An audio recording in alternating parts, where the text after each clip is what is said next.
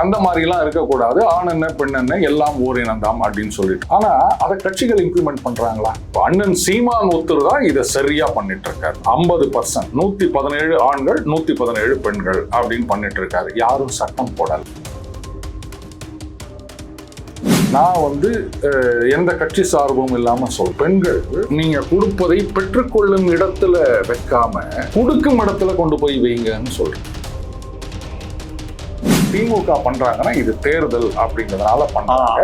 ஏதோ ஒரு பிரச்சனை பண்ணணும். மத்திய அரசாங்கம் எந்த திட்டம் கொண்டு வந்தாலும் அதை எதிர்க்க வேண்டும். கடைசி வரைக்கும் நாங்க என்ன பண்ணோம் அப்படின்றதெல்லாம் அப்படியே ஓரம் கட்டிட்டு மத்திய அரசாங்கத்தை எதிர்த்துக்கிட்டு இது Delhi versus Tamil Nadu, NDA versus இது இப்படியே நம்ம பண்ணிட்டு இருக்கணும்னு நினைக்கிறாங்க. அவங்க சாதனைகள் மேல அவங்களுக்கே நம்பிக்கை இல்லாத மாதிரி தெரியுது.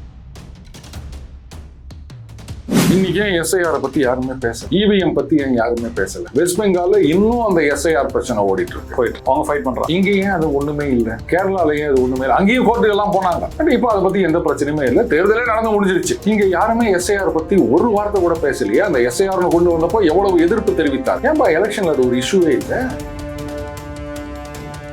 இன்னைக்கு நல்லாட்சி கொடுக்குறோம் சொல்றீங்க. நாளைக்கு நீங்க நல்லாட்சி கொடுக்கலன்னா என்ன பண்றது?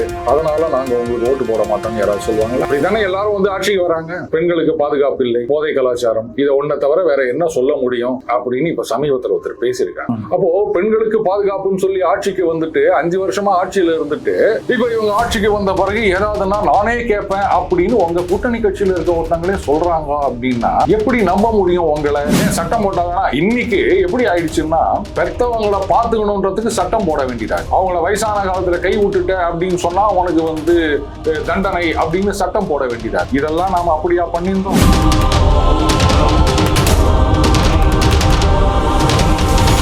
ஸ்பெக்ட்ரம் தமிழ் நேயர்களுக்கு வணக்கம். நம்மோடு அரசியல் விமர்சகர் டெய்லி பஞ்சார் இருக்கிறார். பேசலாம் சார். வணக்கம். வணக்கம் ராம்ஸ். டீலிமிட்டேஷன் பற்றி எரியும் தமிழ்நாடு அண்டு டெல்லி நாடாளுமன்ற வளாகம் கடுமையான எதிர்ப்பு தெரிவிக்கிறோம். என்ன உங்களால முடியுமா?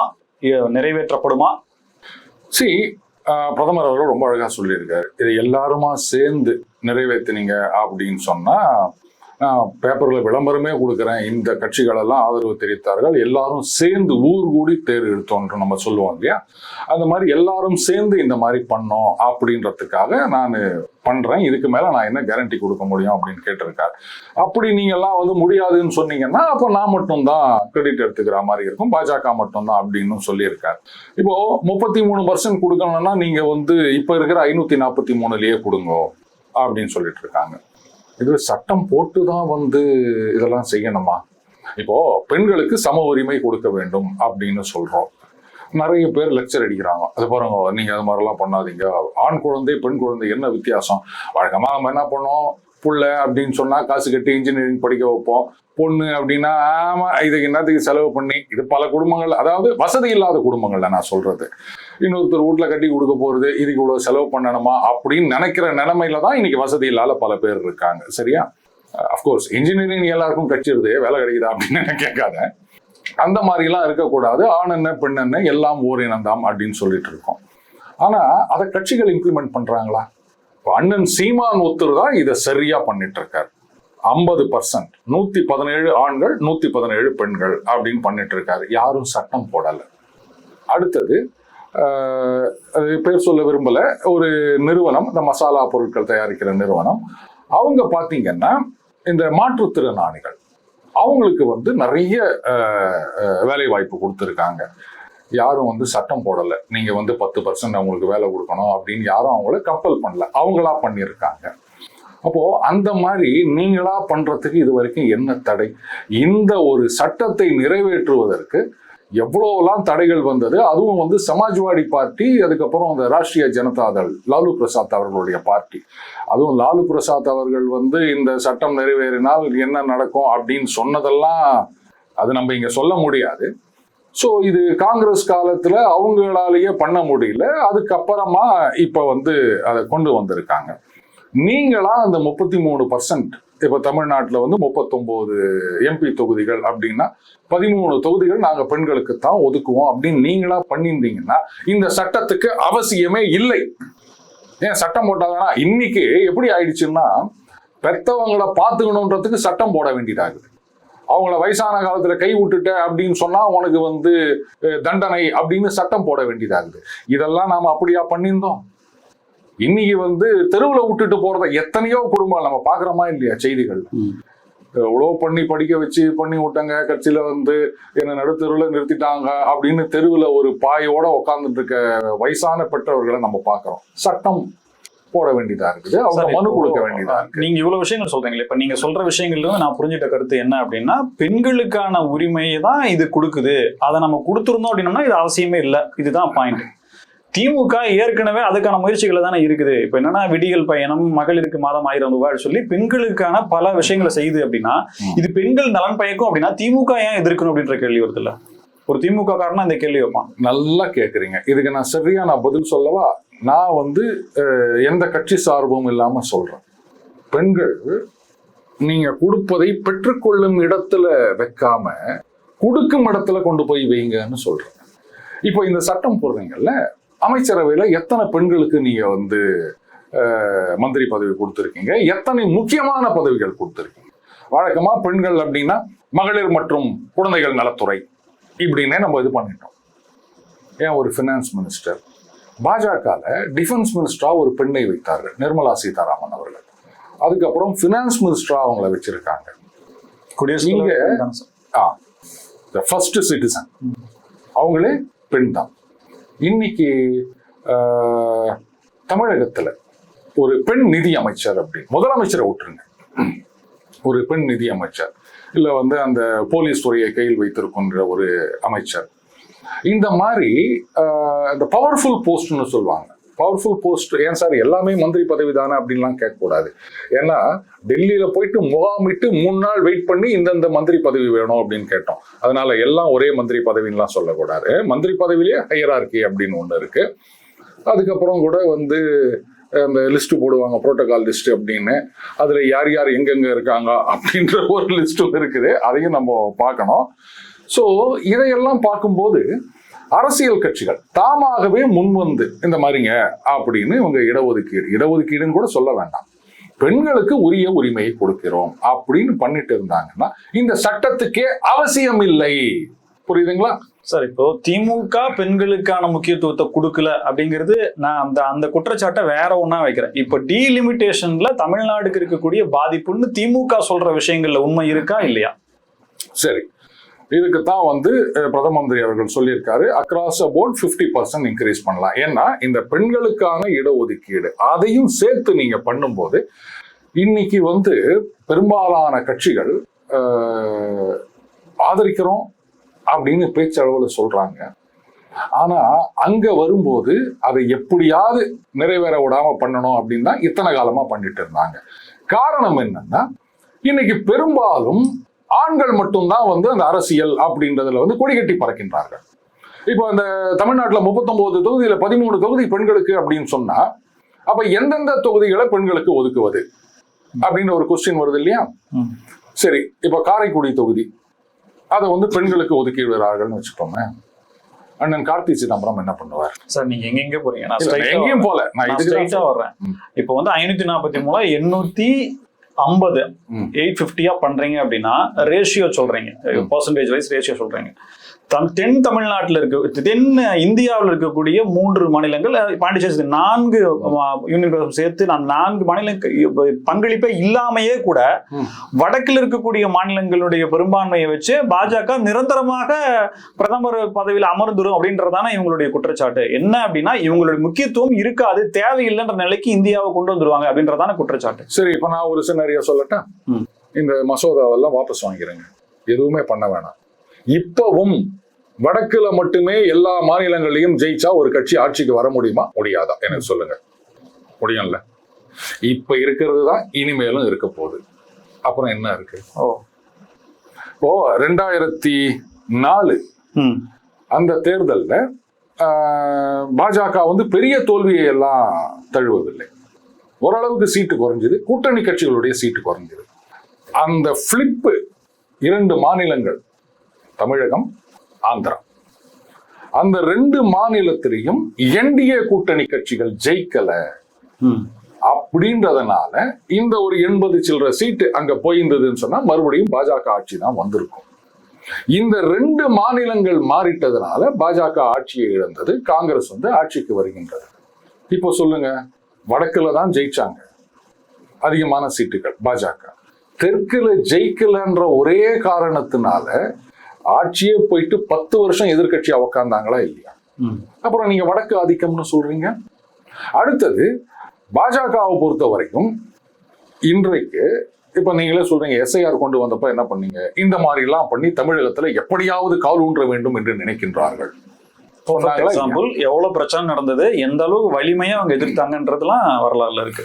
இன்னைக்கே எஸ்ஐஆர் பத்தி யாருமே பேசல, இவிஎம் பத்தி ஏன் யாருமே பேசல? வெஸ்ட் பெங்கால்ல இன்னும் அந்த எஸ்ஐஆர் பிரச்சனை போயிட்டு இருக்கு, அவங்க ஃபைட் பண்றாங்க. இங்க ஏன் அது ஒண்ணுமே இல்லை? கேரளாலயும் அது ஒண்ணுமே இல்லை, அங்கேயும் கோர்ட்டுக்கு எல்லாம் போனாங்க. இப்ப அதை பத்தி எந்த பிரச்சனையுமே இல்லை, தேர்தலே நடந்து முடிஞ்சிருச்சு. இங்க யாருமே எஸ்ஐஆர் பத்தி ஒரு வார்த்தை கூட பேசலையே. அந்த எஸ்ஐஆர் கொண்டு வந்தப்போ எவ்வளவு எதிர்ப்பு தெரிவித்தார்கள். ஏன்பா எலெக்ஷன்ல அது ஒரு இஷ்யூவே இல்லை? இதுக்கு என்ன காரணம்? சரி, அப்போ தமிழகத்துல எப்படியாவது கால் ஊன்ற வேண்டும், என்டிஏ உள்ள நுழைய வேண்டும் அப்படின்றதுக்காகத்தான் பாஜக இவ்வளவு முயற்சிகள் செய்யறாங்கன்னு சொல்றீங்க. இப்ப நீங்க சொல்ற மாதிரி இந்த டீலிமிட்டேஷன்ல அந்த நார்த்ல ஜெயிச்சா மட்டும் போதும், அதுக்காக கொண்டு வராங்க அப்படின்னு சொன்னா அப்ப அவங்க முயற்சி எடுக்க வேண்டிய அவசியமே கிடையாது. அப்ப நீங்க பாஜக இங்கு எந்த பக்கமா வருது அந்த பக்கமா வருதுன்னு சொல்றது பொய்யா இருக்கணும், இல்ல டீலிமிட்டேஷன்ல வைக்கிற குற்றச்சாட்டு பொய்யா இருக்கணும். மக்கள் தொகை அடிப்படையிலன்ற அப்ப அந்த பிரச்சனை வந்துச்சு அப்படின்னாலே ஆப்வியஸ்லி உத்தரப்பிரதேஷ்க்கு ஜாஸ்தியாகவும் தமிழ்நாட்டுக்கு கம்மியாகவும் தானே கிடைக்கும். இதுக்கு தான் சொன்னாங்க அக்ராஸ் த போர்ட் 50% இன்க்ரீஸ் பண்றோம். ஏன்னா பெண்கள் இடஒதுக்கீடையும் சேர்த்து பெண்கள் இடஒதுக்கீடையும் சேர்த்து நீங்க பண்ணும்போது அது இன்க்ரீஸ் ஆகும். இப்ப சொல்லியிருக்காங்க மேபி லேட்டர் மக்கள் தொகை அடிப்படையில் தானே பண்ணணும். டீலிமிட்டேஷன் எப்படி பண்ணணும்? மக்கள் தொகை அடிப்படையில் தானே பண்ணணும். அப்படி அதை நோக்கி தானே போவாங்க. சரி, பண்ணிடலாமா? இப்போதைக்கு நீங்க சொல்லாம இருக்கீங்க, ஆனா மறைமுகமா நீங்க அதை நோக்கி தான் போவீங்க. அப்படி போனா தமிழ்நாடு வஞ்சிக்கப்படும். இதுதான் இங்க இருக்கிற திமுக பயப்படுறதுக்கான காரணம். சரி, இன்னைக்கு நல்லாட்சி கொடுக்குறோம்னு சொல்றீங்க, நாளைக்கு நீங்க நல்லாட்சி கொடுக்கலன்னா என்ன பண்றது, அதனால நாங்க உங்களுக்கு ஓட்டு போட மாட்டோம்னு யாராவது சொல்லுவாங்களா? அப்படித்தானே எல்லாரும் ஆட்சிக்கு வராங்க. பெண்களுக்கு பாதுகாப்பு இல்லை, போதை கலாச்சாரம், இதை ஒன்றை தவிர வேற என்ன சொல்ல முடியும் அப்படின்னு இப்ப சமீபத்தில் ஒருத்தர் பேசியிருக்காங்க. இதுக்கு மேல வேற என்ன வேணும்னு யாராவது கேட்டாங்களா? இது 2 தானே பெரிய பிரச்சனை. நீங்களே இப்படி சொல்லிக்கிறீங்களே, இது என்னன்னு யாராவது கேட்டாங்களா? அப்போ பெண்களுக்கு பாதுகாப்புன்னு சொல்லி ஆட்சிக்கு 5 வருஷமா ஆட்சியில இருந்துட்டு இப்ப இவங்க ஆட்சிக்கு வந்த பிறகு ஏதாவதுன்னா நானே கேட்பேன் அப்படின்னு உங்க கூட்டணி கட்சியில இருக்க ஒருத்தங்களே சொல்றாங்க அப்படின்னா எப்படி நம்ப முடியும்? உங்களை கேள்வி வருமா இல்லையா? அந்த மாதிரிதான் 50% இன்க்ரீஸ் பண்றோம்னு சொல்றாங்க. இப்ப இந்த மசோதா தோல்வி அடைகின்றதுன்னு வச்சுக்கோங்களேன். ரைட், பாஜக ரைட்டுங்க, நாங்க இனிமே எந்த சட்டமும் கொண்டு வரல அப்படின்னு நிறுத்திட்டாங்கன்னா என்ன நடக்கும்னு நினைக்கிறீங்க? அடுத்து காங்கிரஸ் வந்தா அவங்க ட்ரை பண்ணுவாங்கன்றீங்களா? இல்ல, யாருமே வர வேணாம். 26ல ஆட்டோமேட்டிக்கா அதுக்கப்புறம் வர சென்சஸை வச்சு டீலிமிட்டேஷன் பண்ணியே ஆகணும். இதுதான் சட்டம். அன்லஸ் நீங்க அன்லஸ் பாராளுமன்றத்துல புள்ளி கூட்டணி கட்சிகள்லாம் ஒன்று சேர்ந்து இன்னொரு 25 வருஷம் இல்ல 50 வருஷம் 250 வருஷம் தள்ளி வைங்கோ அப்படின்னு ஒரு சக்சஸ்ஃபுல்லா அதை pass பண்ணாலொழிய will come into effect. அதை யாராலையும் தடுத்து நிறுத்த முடியாது. அந்த மக்கள் தொகை கணக்குப்படி டீலிமிட்டேஷன் அப்படின்னு சொன்னா அப்போ தொகுதிகள் குறையும். சரியா? அந்த பிரச்சனை வரக்கூடாதுன்றதுக்காகத்தான் அக்ராஸ் தி போர்டு 50% விமன்ஸ் ரிசர்வேஷனோட நம்ம சேர்த்து பண்ணிட்டோம்னா தொகுதிகள் குறையாது அப்படின்னு. இப்ப நீங்க என்ன பண்றீங்க?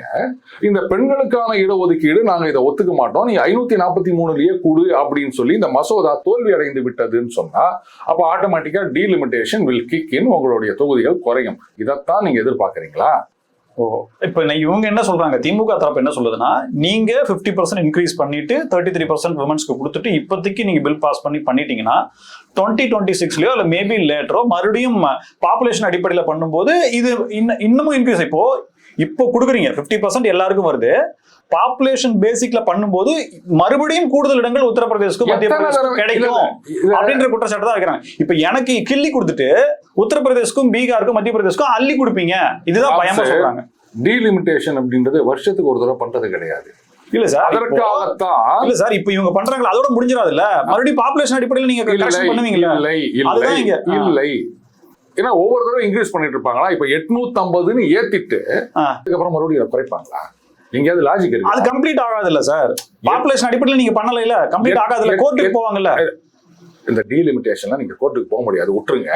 அதுக்காகத்தான் வந்து விமன்ஸ் ரிசர்வேஷன் எல்லாத்தையும் சேர்த்த ஒரு இதுவா கொண்டு வராங்க, புரியுதுங்களா?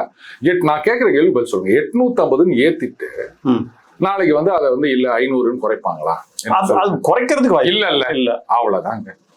இல்ல 850ன்னு சொல்லிட்டு மறுபடியும் வந்து பாப்புலேஷன் அடிப்படையில அப்படின்னு சொல்லிட்டு 1300ன்னு ஆக்க போறாங்களா? அங்க இங்க இடமே இல்ல இல்ல, அவ்வளவுதானே.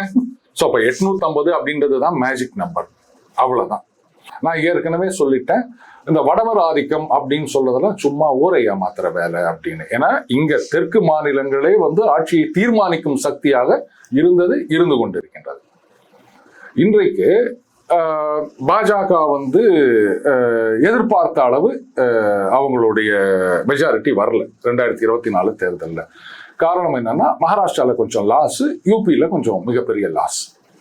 அதனால தான் அந்த 272 அவங்களால தாண்ட முடியல. 400 எதிர்பார்த்தாங்க, வரல.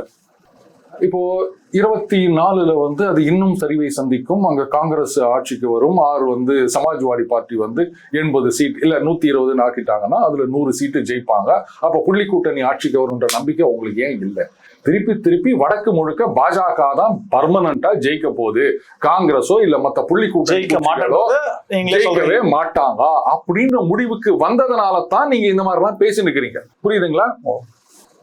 இப்போ தமிழகத்துல எடுத்துக்கங்க, இங்க வந்து சட்டமன்ற தொகுதிகளை இன்க்ரீஸ் பண்ணணும் தமிழகத்துல மட்டும் அப்படின்னு சொன்னா இங்க யாராவது ஏதாவது பிரச்சனை பண்ணுவாங்களா அப்படின்னு கேட்டீங்கன்னா யாரும் பண்ண மாட்டாங்க.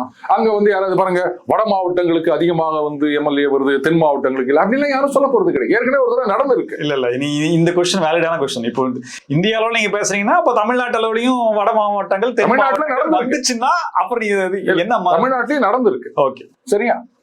இப்போ நான் கேட்கிறேன், பகிர்வுல இந்த கேள்வி வந்துச்சு சார். வர அதுக்கு நம்ம அப்புறம் போவோம். இப்போ வட மாவட்டங்கள்ல மட்டும் செல்வாக்கு இருக்கின்ற ஒரு கட்சி, அதுக்காகத்தான் நடுவில் ஒரு கோரிக்கை வந்தது, வட தமிழ்நாடு தென் தமிழ்நாடுன்னு பிரிக்கணும்னு சொன்னாங்க, ஞாபகம் இருக்கா? ஏன்னா அவங்களால தென் தமிழகத்துல வந்து பெருசா ஜெயிக்க முடியல, அதனால 2ஆ பிச்சு விட்டுருங்க அப்படின்லாம் வந்து கோரிக்கை வந்தது. அதை யாரும் கண்டுக்கலன்னு வச்சுக்காங்க, ரைட்டு, அவங்க ஏதோ கேட்கறாங்க அப்படின்னு விட்டுட்டு போயிட்டாங்க. இந்த டீலிமிட்டேஷன் அப்படின்றது மாநில அளவுல நடந்திருக்குங்க, கேரளத்திலேயும் நடந்திருக்கு. இப்போ என்ன சொல்லியிருக்காங்கன்னா, கர்நாடகத்துல ஒரு செய்தி பார்த்தேன், அதுல இந்த மாதிரிதான் கார்பரேஷன்ல ஏதோ பண்ணும்போது அங்க மக்கள் தொகை அதிகமாக இருக்கின்ற பகுதிகளில் வந்து அங்க கவுன்சிலர் அதிகமாக வந்திருக்காங்க, இந்த இடத்துல கம்மியா வந்திருக்காங்க அப்படின்னு. ஸோ அப்போ லோயர் லெவல்ல பண்றதை ஏத்துக்கிற நீங்க ஹையர் லெவல்ல பண்றதை ஏத்துக்க மறுக்கிறீங்க அப்படின்னு சொன்னா ஒரே காரணம், நீங்க முடிவு பண்ணிட்டீங்க வடக்கு கிழக்கு மேற்கு வடகிழக்கு இங்கெல்லாம் பாஜக தான், நாங்க இனிமேல் ஜென்மத்துக்கு ஜெயிக்கவே முடியாது, அதனால வரக்கூடாது அப்படின்னு. சரி, உங்க திமுக தானே சார் இப்போ காங்கிரஸ் பண்ணலையே. காங்கிரஸ் இந்த திமுக அளவுக்கு கருப்பு சட்டை நகல் எரிப்பு 1950 திமுக பார்க்க முடியும்ன்ற கடுமையான சொற்களோ ஒரு கடுமையான எதிர்ப்பையோ காங்கிரஸ் பண்ணலையே, திமுக தானே பண்ணுது. திமுக மாநில கட்சி தானே. நீங்க சொல்ற மாதிரி தேசிய அளவில் அதுக்கு ஒன்றும் இல்லையே, இதுல நீங்க சொல்ற லாஜிக்கே சரியில்லையே. முதல்ல லோயர் லெவல்ல பண்றதுக்கு எதுக்கு உங்களுக்கு ஆதரவு, ஹையர் லெவல்ல ஏன் எதிர்ப்பு அப்படின்றதுக்கு ஒரு விளக்கம் சொல்லணும். அடுத்தது, திமுக பண்றாங்கன்னா இது தேர்தல் அப்படின்றதுனால பண்றாங்க, ஏதோ ஒரு பிரச்சனை பண்ணணும், மத்திய அரசாங்கம் எந்த திட்டம் கொண்டு வந்தாலும் அதை எதிர்க்க வேண்டும், கடைசி வரைக்கும் நாங்க என்ன பண்ணோம் அப்படின்றதெல்லாம் அப்படியே ஓரங்கட்டிட்டு மத்திய அரசாங்கத்தை எதிர்த்துக்கின்னு இது வந்து Delhi versus Tamil Nadu, NDA versus இது இப்படியே நம்ம பண்ணிட்டு இருக்கணும்னு நினைக்கிறாங்க. அவங்க சாதனைகள் மேல அவங்களுக்கே நம்பிக்கை இல்லாத மாதிரி தெரியுது, ரைட்டா? சரி, நான் தான் சொன்ன மாதிரி இது அப்படியே விட்டுருவோம்னு சொல்லிட்டேன். 543 2024 போன தடவை ஊபியில வந்து பாதிக்கு மேல ஜெயிச்சோம். 29ல நாங்க வந்து யூபியில முழுசுமே ஜெயிப்போம். அதே 543ல 80 நாங்க ஜெயிக்க முடியும், மத்திய பிரதேசல ஜெயிக்க முடியும், சத்தீஸ்கர்ல ஜெயிக்க முடியும், குஜராத்ல ஜெயிக்க முடியும், நாங்க ஆட்சி ஒப்புதல் வாக்கு. அந்த நம்பிக்கை உங்களுக்கு வரமாட்டுது ராம்ஸ். சார், இன்னொரு கிளாரிட்டி எனக்கு கொடுங்க. இப்போ வந்து 850 பண்ணிடுறாங்கன்னு வச்சுக்கலாம். இப்போ எதிர்ப்பு இருக்கு, இருந்தாலும் 2 அவையிலையுமே பில் பாஸ் ஆகி ஆக்டாவே வந்துருதுன்னு வச்சுங்களேன். அதுக்கு அதன் பிறகு எந்த பிரச்சனையுமே வராதா? 850 ரீச் பண்ணி ஆயிடுச்சு அப்படின்னா அதன் பிறகு எந்த இஷ்யூமே இதுல இருக்காதா? அதைத்தான் நான் கேட்கிறேன். 850 குறைக்கிறோம்னு யாராவது சொல்லுவாங்களா? குறைக்கிறது இல்ல சார், அதிகப்படுத்துறதுன்றது. 850 எப்படி இன்னும் ஏன்னா அவை உட்கார்றதுக்கு இடம் இல்லை, அதனால அதுக்கு வாய்ப்பே இல்லை. அவ்வளவுதான். இதுக்கு மேல என்ன வேணும் சொல்லுங்க. இல்ல ரெண்டாவது நான் இன்னொன்னு கேட்கிறேன் ராம் சார், நீங்க வந்து இப்ப விமன்ஸ் ரிசர்வேஷனை விட்டுருங்க, மக்கள் தொகை அடிப்படையிலேயே பண்றோம்னு கூட வச்சுக்காங்க. இப்ப என்ன சொல்றாங்க, இது பாருங்க நாங்கெல்லாம் வந்து இந்த குடும்ப கட்டுப்பாடு அதை சக்சஸ்ஃபுல்லா பண்ணிருக்கோம், அதனால எங்க மக்கள் தொகை குறைஞ்சிருக்கு, அதனால இது மாதிரி அப்படின்னு. சரி, இப்ப காஸ்ட் சென்சஸ்ன்னு கேக்குறீங்கல்ல, எதுக்காக கேக்குறீங்க? ஒதுக்கீட்டுக்கு தான், இடஒதுக்கீட்டுக்கு தான். எந்த அடிப்படையில் இடஒதுக்கீடு? மக்கள் தொகை அடிப்படையில் இடஒதுக்கீடு, ஜாதி அடிப்படையில். அவ்வளவுதானே. இப்போ தமிழகத்துக்குள்ள எடுத்துக்கங்க, பாமக என்ன சொல்றாங்க, நாங்க அவங்களோட ஆரம்ப காலகட்டம் ஜாஸ்தியா இருக்கும்ன்றாங்க. எங்களுக்கு வந்து மாநிலத்துல 20%, மத்தியில 2%, இதுதான் அவங்களுடைய கோரிக்கை. அதுக்கப்புறம் அந்த 10.5% இட ஒதுக்கீடு அப்படின்றதுக்காக அதுக்காக ஃபைட் பண்ணாங்க. இப்போ அது அந்த கோர்ட்டுக்கெல்லாம் போய் ஒரு மாதிரி ஆயிப்போச்சுன்னு வச்சுக்கோங்களேன். இப்போ நீங்க இந்த மாதிரி காஸ்ட் சென்சஸ் எடுக்கிறீங்க, அப்போ ஒரு சமுதாயம் லெட் அஸ் சே ஒரு ரவுண்டா ஒரு 10% இருக்காங்க அப்படின்னு வச்சுப்போம். அப்போ அவங்களுக்கு 10% நீங்க கொடுத்தாங்க. திருமாவர்களும் இதைத்தான் சொல்லியிருக்காரு, ராகுல் காந்தி அதைத்தான் சொல்லியிருக்காரு. காஸ்ட் சென்சஸ் வேணும்னு சொல்றவங்க எல்லாருடைய கருத்தும் கோரிக்கையும் இதுதான். இப்போ 10% இருக்கவங்களுக்கு நீங்க 10% கொடுத்துடுறீங்க.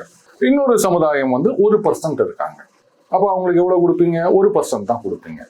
இப்போ அவங்க கேட்பாங்களா இல்லையா? அவங்களுக்கு 10%, எங்களுக்கு 1%. அது எப்படி சார் கேட்பாங்க?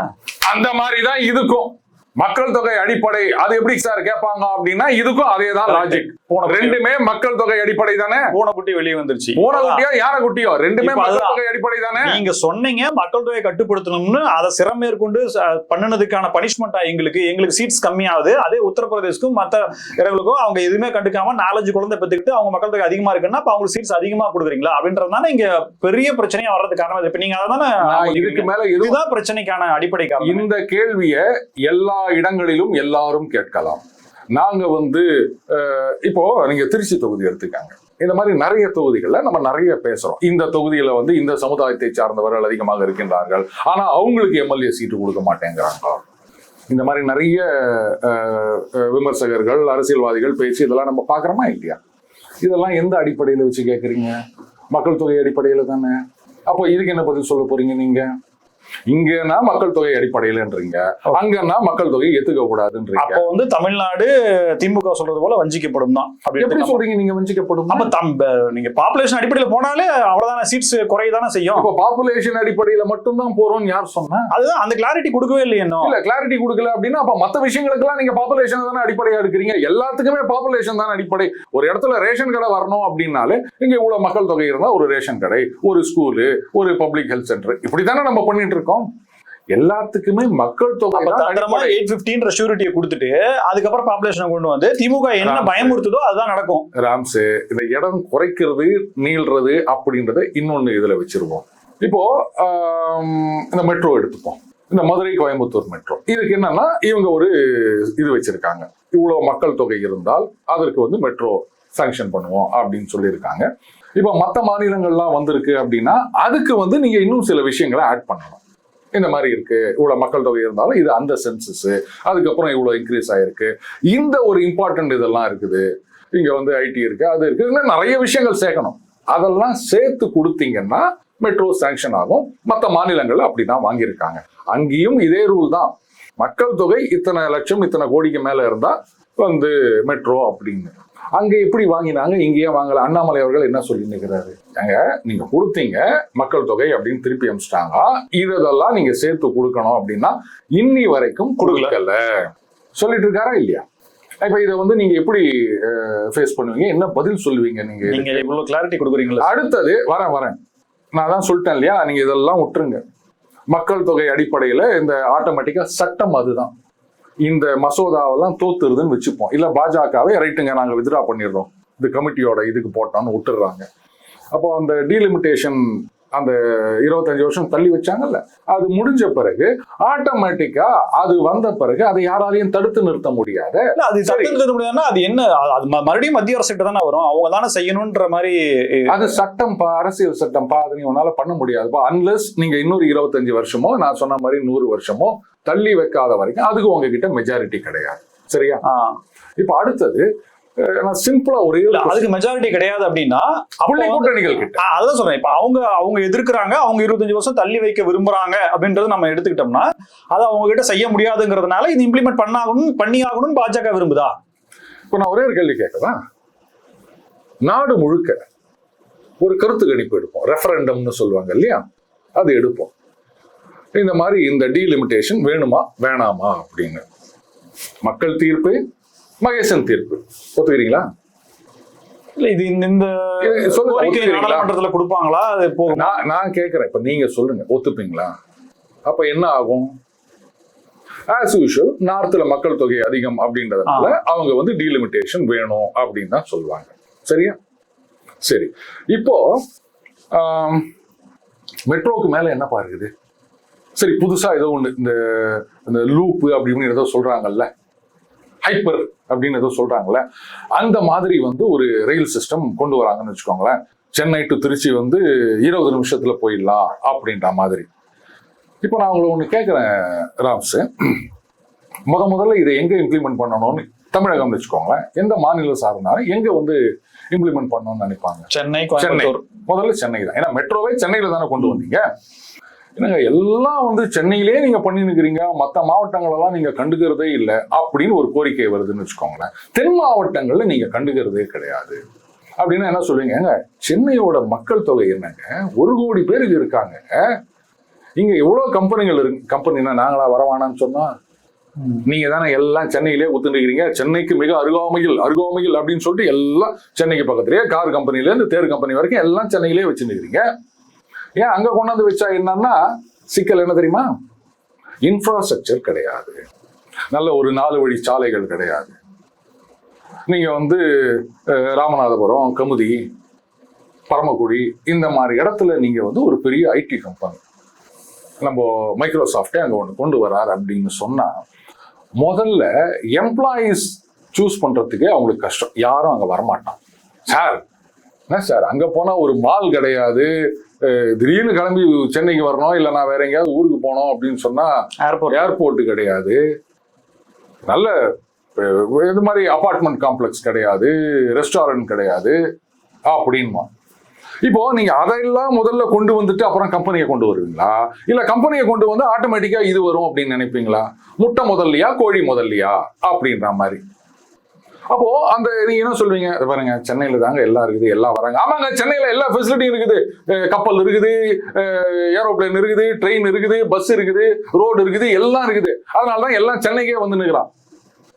அதுக்காக நீங்க வந்து பரமக்குடியில வந்து கப்பலை கொண்டு வந்து நிறுத்துங்கன்னு நான் சொல்லல. மற்றதெல்லாம் நீங்க இங்க கொண்டு வந்து வச்சீங்கன்னா ஆட்டோமேட்டிக்கா கம்பெனிக்காரங்க இங்க வருவாங்கல்ல, அதை நீங்க தானே செய்ய மாட்டேங்கிறீங்க. சரி, அப்போ ஒண்ணு செய்வோம், இங்க வந்து ஒரு கருத்து கணிப்பு ரெஃபரண்டம் வைப்போம் தமிழகத்துல. அடுத்த மெட்ரோ ரயில் நான் சொன்னல இந்த ஹைப்பர் லூப் எங்க வைக்கிறது அப்படின்னு ஒவ்வொரு மாவட்டமும் ஓட்டு போட்டோம். நேச்சுரலி சென்னை தான் ஜெயிக்கும், ஏன்னா இங்க தான் மக்கள் தொகை அதிகம். உன்னை சொல்லுவீங்கன்னா பாருங்க ஓட்டு இவங்க தாங்க அதிகமா வாங்கிக்கிறாங்க, அதானே நம்ம சொல்லுவோம். இப்ப சென்னை வளருதுன்னு சொல்றதை விட வீங்கினுக்குதுன்னு சொல்லலாம். அபார்ட்மெண்ட் வீடுகள் இப்படி இருந்த காலம் போயிட்டு இப்ப இப்படி போயிடுச்சு. 24 மாடின்றாங்க, 40 மாடின்றாங்க. ஒரு வீடு இருந்த இடத்துல 20 வீடுகள், 10 வீடுகள், 5 வீடுகள்னு இருக்கும் போது அப்ப தண்ணிக்கான பிரஷர் அதிகமாகின்றாங்க. அப்ப என்ன பண்ணணும்? இதுக்குதான் வந்து ஒரு காலத்துல வந்து திருச்சியை வந்து தலைநகரம் ஆக்கலாமா அப்படின்னு யோசிச்சாங்க. இரட்டை தலைநகரம் அப்படின்ற ஒரு கான்செப்ட், இங்க சிலது அங்க சிலது அப்படின்னு. அன்னைக்கு விட இன்னைக்கு அது சுலபம். ஏன்னா எல்லாம் அந்த வீடியோ கான்ஃபரன்சிங்லேயே நீங்க பேசி முடிச்சிடலாம். ஒவ்வொன்றுத்துக்கும் நீங்க இங்க வர வேண்டிய அவசியம் கிடையாது.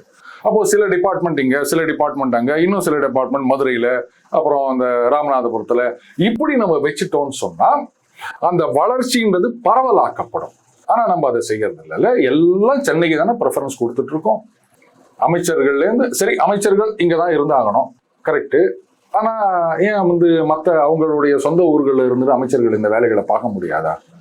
சார், இந்திய அளவுல திமுக தவிர மற்ற கட்சிகள் எதிர்க்கிறார்களா அப்படின்ற ஒரு கேள்வி இருக்கு. அது நீங்க ஏதாவது உங்கள்ட்ட? ஒடிஷால நவீன் பட்நாயக் இதுக்கு ஆதரவு தெரிவித்திருக்கின்றார். அதுக்கப்புறம் ஜெகன்மோகன் ஆதரவு தெரிவித்திருக்கின்றார். இட் மீன்ஸ் நோ டீலிமிட்டேஷன் அப்படின்னு திமுக தவிர வேற யார் சொல்லியிருக்காங்க? ஒடிஷால அவர் ஆதரவு தெரிவித்திருக்கின்றார்னு சொல்றார். அதே மாதிரி ஜெகன்மோகன் ஆதரவு தெரிவித்திருக்கின்றார். வேற யார் யாரெல்லாம் எதிர்ப்பு தெரிவித்திருக்கார்கள் எனக்கு தெரியல. இவங்க மட்டும் தான் பேசிட்டு இருக்க மாதிரி எனக்கு தெரியுது. ராஷ்டிரிய ஜனதாதள், லாலு பிரசாத் யாதவ் அவரும் பெருசா பெரிய அளவுல ஒன்றும் எதிர்த்த மாதிரி தெரியல. எதிர்த்தாருன்னா அங்க ஓட்டு வாங்க முடியாது. ஏன்னா நமக்கு இன்னொரு 20 MP வராங்க, 30 MP வராங்கன்னா அதை கெடுத்துட்டு இருக்கியா அப்படின்வாங்க ஜனங்க. ஊபியில சமாஜ்வாடி கட்சி அகிலேஷ், நாங்க ஒத்துக்க மாட்டோம், நீங்க மக்கள் தொகை அடிப்படையில பண்ணக்கூடாதுன்னு சொல்லுங்க. நீங்க இன்னைக்கு இந்த பெண்கள் இடஒதுக்கீடை விட்டுட்டு நாளைக்கு வந்து மக்கள் தொகை அடிப்படையில தான் அப்படின்னு வந்ததுன்னு சொன்னா நேச்சுரலி புள்ளி கூட்டணியில யாரும் அவங்க கூட வரமாட்டாங்க. முக்கியமான கட்சிகள் புள்ளி கூட்டணியில அப்படின்னா வெஸ்ட் பெங்கால், யூபி, பீகார், இதைத்தானே நீங்க சொல்லிட்டு இருக்கீங்க. ஊபி பீகார் தான் திருப்பி சொல்லிட்டு இருக்கீங்க. இந்த ரெண்டுல இருக்க முக்கியமான கட்சிகள் லாலு பிரசாத் கட்சி, அகிலேஷ் கட்சி, 2 பேருமே ஒத்துக்க மாட்டாங்க. ராம் சார், நீங்க எலெக்ஷன் நேரத்துல ஏதோ பேசிட்டு இருக்கலாம், பாத்தீங்களா இவர் தான் நாடாளுமன்ற நாயகர் என்ன பேசிட்டார் அப்படின்னு. இம்பாக்ட் இங்க வேற மாதிரி இருக்கு சார். இப்ப தமிழ்நாட்டுல எலெக்ஷன் டேட்டு அதிமுக கூட கொஞ்சம் ஹெசிடேட் ஆகிற மாதிரி இந்த நேரத்துல இது எதுக்கு கொண்டு வந்து தர்ம சங்கடத்துல ஆழ்த்துறாங்க அப்படின்ற செய்திகள்லாம் வருது. அது தவறான கருத்து. ரெண்டாவது சொல்றதை நான் ஏத்துக்க மாட்டேன். ரெண்டாவது, இது வந்து பிரச்சாரத்துக்கான ஒரு பாசிச பாஜக பாத்தீங்களா வேற மாதிரி இவங்க கொண்டு வர்றாங்க, தொடர்ந்து வஞ்சிக்கிறாங்க தமிழ்நாட்டை, தென் இந்தியாவே வஞ்சிக்கிறாங்கன்ற பேச்சும் திமுகவோட அந்த போராட்டங்களும் தானே முன்னாடி வருது. இதுல கூடிய நல்லது கெட்டது பகுப்பாய்ஞ்சு பாக்குற அளவுக்கான டைமை கூட மக்களுக்கு கொடுக்க மாட்டேங்குது திமுக. நல்லது இருக்கு அப்படின்றத இதை நீங்க சரியா கவுண்டர் பண்ணணும், அதுதானே தவிர மத்தபடி அவங்க இது மாதிரி பேசுறவங்க நகலையே இருக்கிறார் சார் முதலமைச்சர். வேணாங்க, இந்த மாதிரிதான் வந்து அரசியல் சட்டத்தை கொளுத்துகிறோம்னு ஆரம்பிச்சு அதுக்கப்புறமா வந்து இல்லை எழுதப்பட்ட காகிதம்னு சொல்லி வெறும் காகிதம்னு சொல்லி இதெல்லாம் நடந்தது. விட்டுருங்க, அந்த காலா ஜெண்டா அந்த ஜெண்டா அப்படின்னு அங்க சபாநாயகரே சொல்லிட்டாரு. இதெல்லாம் நம்ம எத்தனை பார்த்துருக்கோம். இந்த சரித்திரம் திரும்புகின்றது, அவ்வளவுதான், வேற ஒண்ணும் இல்லை. மிக நன்றி சார், பல்வேறு தகவலுக்கு நன்றி. நன்றி ராம்ஸ். மீண்டும் சந்திப்போம். இணைந்திருங்கள் ஸ்பெக்ட்ரம் தமிழோட 2 நேயர்களே.